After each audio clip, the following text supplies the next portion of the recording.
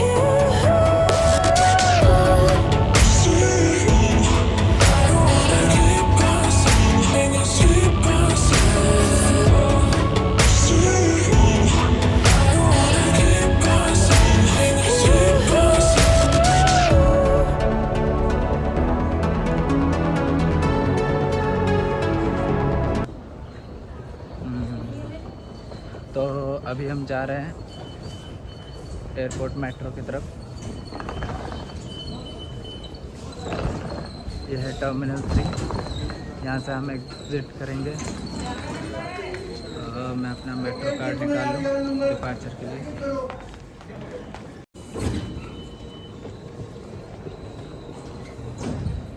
तो अभी हम निकल चुके हैं। अब मैं एयरपोर्ट पहुँचने वाला हूँ। तो मेट्रो से एग्ज़िट ले चुका हूँ और हम आगे को बढ़ रहे हैं। तो जैसे कि आप देखेंगे स्टेप बाय स्टेप हम आगे को बढ़ रहे हैं। ये है टर्मिनल 2 और 3। तो टर्मिनल 3 के लिए मोस्टली आपको ज़्यादा ट्रैवल नहीं करना पड़ता है बाय मेट्रो, तो आप नज़दीक ही पहुँच सकते हैं। बट अगर आपको टर्मिनल 2 जाना है तो वहाँ पहुँचने के लिए आपको बस लेनी होती है। थोड़ा सा डिस्टेंस पे है टर्मिनल 2 दिल्ली का, बट टर्मिनल 3 मेट्रो से एग्ज़िट करते ही पास में ही है। तो ज़्यादा आपको ट्रैवल नहीं करना पड़ेगा इस चीज़ के लिए। तो अभी हम ऊपर पहुँचते हैं और देखते हैं आगे का नज़ारा।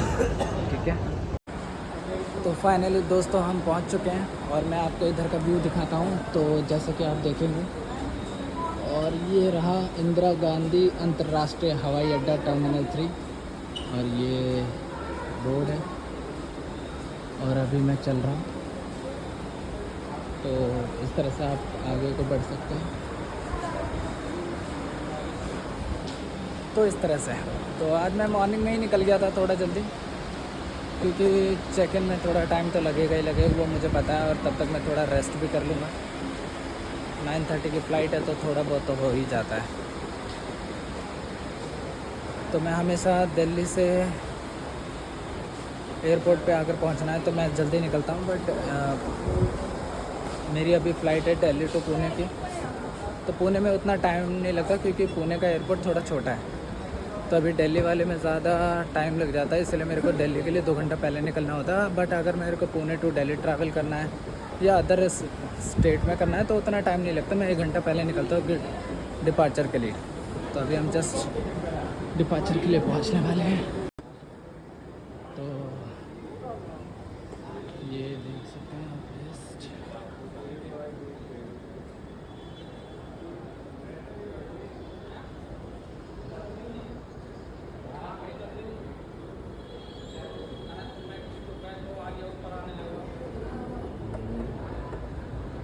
तो मैं आपको बताता हूँ, जब गेट से एंटर करते हैं तो आपके हाथ में आधार कार्ड होना चाहिए और आपकी टिकट होनी चाहिए जो आपने ऑनलाइन बुक की हुई है, क्योंकि वो लोग पुलिस जो चेकर होते हैं वो बार कोड से स्कैन करते हैं, आपकी फ़्लाइट टिकट चेक करते हैं अवेल है या नहीं है।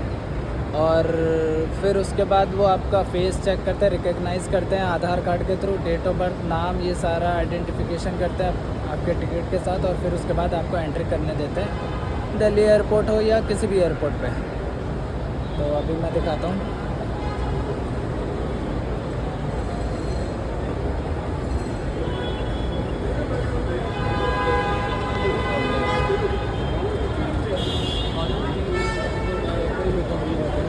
तो ये अभी मैं पहुँच गया। यह है गेट नंबर 5, आगे 6। ये दिल्ली एयरपोर्ट का व्यू है।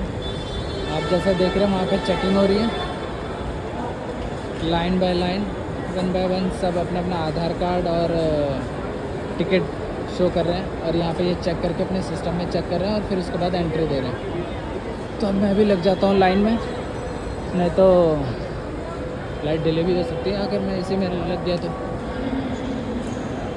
ठीक है, ओके। फिर मैं अभी करता हूँ एंट्री, उसके बाद हम मिलते हैं अंदर। ठीक है दोस्तों, बने रहिए। तो फाइनली अब मैं गेट से एंटर हो चुका हूँ और अब आप देख सकते हैं यहाँ का व्यू दिल्ली एयरपोर्ट का।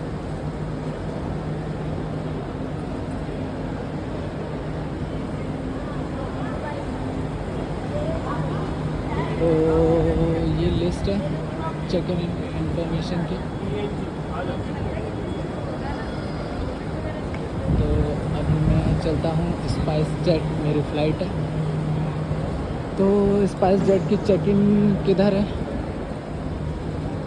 ढूंढो ढूंढो, अगर कहीं दिख रही हो तो आपको, क्योंकि पहले तो मुझे ये लगेज फेंकना है अंदर। यहाँ काउंटर है, काउंटर पे पूछ सकते हैं। Excuse me ma'am, could you guide me SpiceJet which side? Counter C. Boarding pass तो काउंटर सी, क्योंकि हम काउंटर सी स्पाइस जेट की काउंटर पे। अब यहाँ से एंट्री करता हूँ। ठीक है, ये अब आ गए हम काउंटर सी पे। यहाँ से मैं अपना ये लगेज वेटेज कराऊंगा। मैं पहुँच गया तो फिर मैं मिलता हूँ लगेज वेटेज कराने के बाद। Hello sir, good morning. Hello friends, तो फाइनली मैं अभी पहुंचा हूं टर्मिनल 1। हुआ ऐसा था कि टर्मिनल 3 की मेरी फ़्लाइट थी, डिपार्चर वहां से था, बट फिर इन्होंने बोला कि आपको टर्मिनल 1 पे पहुंचना पड़ेगा, फ़्लाइट का टर्मिनल चेंज हो गया। At that moment spice jet का इतना वाहियात सर्विस मेरा एक्सपीरियंस है, बहुत ही बेकार।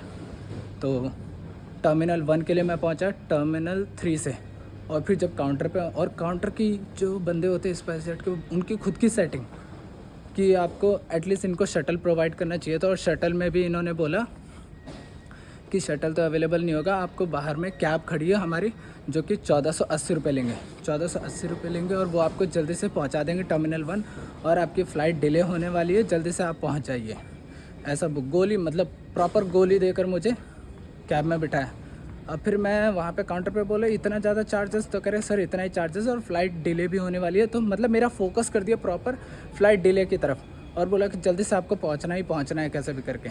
फिर मैं कैब में बैठा, 1480 रुपये दिए, और टर्मिनल 1, और जो कि मुश्किल से ज़्यादा से ज़्यादा 10 मिनट का रास्ता था, और 11 से 12 किलोमीटर भी नहीं होगा, मुझे लगता है 4-5 किलोमीटर होगा। ये है टर्मिनल 1, और यहाँ से मेरी फ़्लाइट। और जब यहाँ काउंटर पे पहुँचा तो मैंने बोला कि मैं काउंटर पहुँचने से पहले मैंने बोला पुलिस को कि ऐसा ऐसा हुआ, तो उन्होंने बोला 500 रुपये से ज़्यादा नहीं लगता अगर आप कैब से आते हैं, और अगर आप शटल से आते हैं तो 25 रुपये लगते हैं। तो मैंने बोला ऐसा ऐसा हुआ, और आपके काउंटर पार्टनर ने ही बताया स्पाइस जेट के कि 1480 रुपये लगेंगे और आप बाहर जाके कैब से पिक कर सकते हैं। अब जब मैंने इनको इन्फॉर्म किया, मैंने कंप्लेंट डाला, तो इनका कहना है कि नहीं ऐसा नहीं होता है, अगर आप उनका नाम बताएं तो मैं कुछ कर सकता हूं, और वो सारे के सारे टेम्प्रेरी हैं। तो इस तरह की वाहियात सर्विस है स्पाइस जेट की। आते वक्त भी पुणे टू दिल्ली जब मैं आ रहा था तो 3.5-4 घंटा एक तो डिले फ़्लाइट, ठीक है। कई लोगों के एग्ज़ाम छूट गए और कई लोगों के टाइम के अकॉर्डिंग कहीं हॉस्पिटल पहुंचना था, वो भी लॉस में रहे।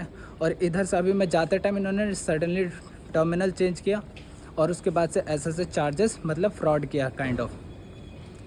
और इन्हीं के मेंबर्स पार्टनर ने, इन्हीं के मेंबर ने जो कि काउंटर पे बैठे रहते हैं वहाँ पर स्पाइस जेट का लोगो लगा के प्रॉपर ऊपर वो होल्डिंग लेकर, और जब यहाँ पहुँचा तो ये खुद कहते हैं कि हमें उनका पता नहीं और हम उनका कैसे पता लगा सकते हैं, और वो सारे के सारे टेम्परेरी होते हैं।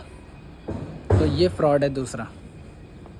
तो इसीलिए मैं तो यही कहूँगा आगे से जब भी आओ तो इस चीज़ का ध्यान रखो। सच में मतलब अगर आपको, ये मेरा फर्स्ट एक्सपीरियंस है इस तरह का, तो अगर आपको पता ना हो इस बारे में तो ऐसा कुछ भी हो सकता है स्पाइस जेट का।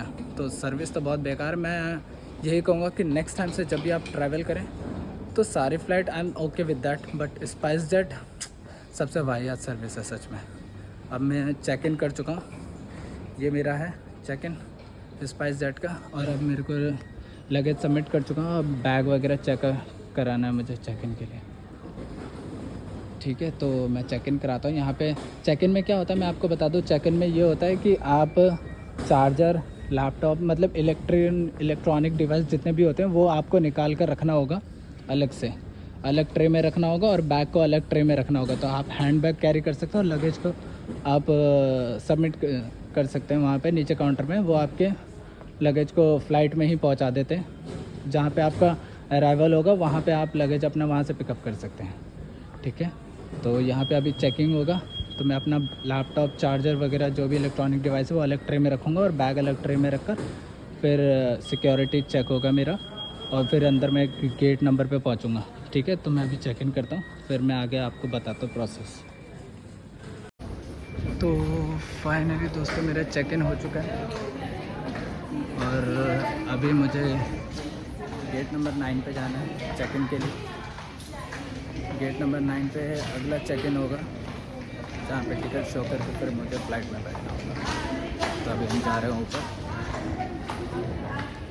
तो ये रहा as it is same terminal 3 जैसा ही है। ये काफ़ी अच्छा फील आता है देख कर, तो फुल लग्जरी। दिल्ली जितना एयरपोर्ट अगर मैं बात करूँ बड़ा, तो फिर बैंगलोर है और मुंबई है, जितना मैंने ऑब्ज़र्व किया है।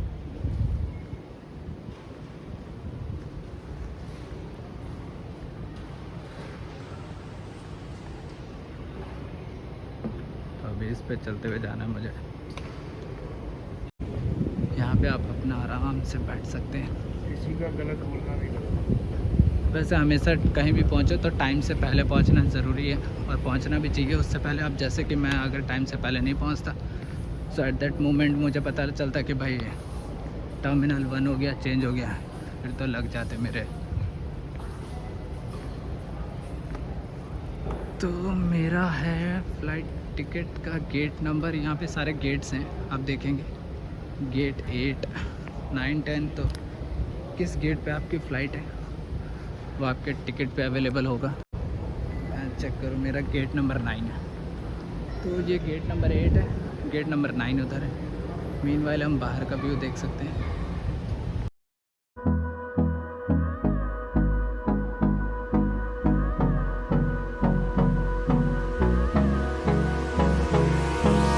Hold me close till I get up.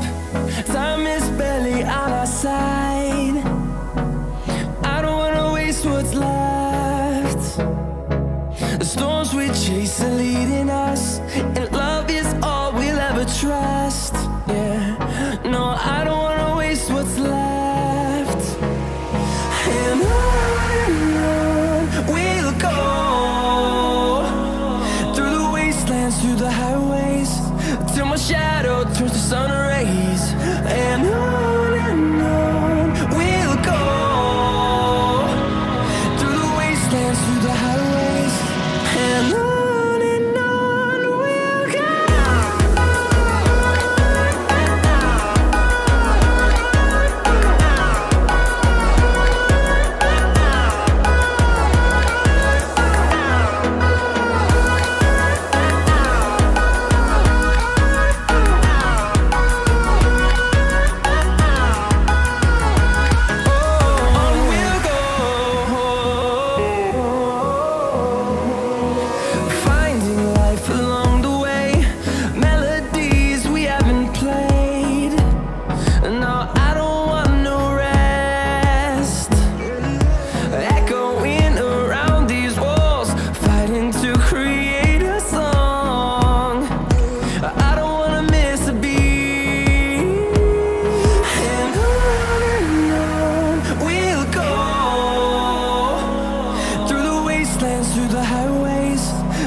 shadow turns to sun rays, and on we'll go, through the wastelands, through the highways, and on we'll go.